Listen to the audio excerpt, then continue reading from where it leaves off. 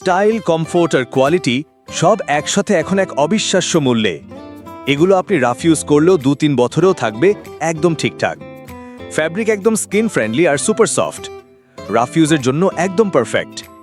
Style, আরাম আর টেকসই সব একসাথে দিবে এই টি শার্টগুলো।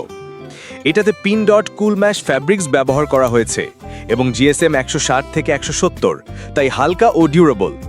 কালার পাচ্ছেন 3টি: ক্লাসিক ব্ল্যাক, এলিগেন্ট মেরুন আর কুল স্কাই পেস্ট।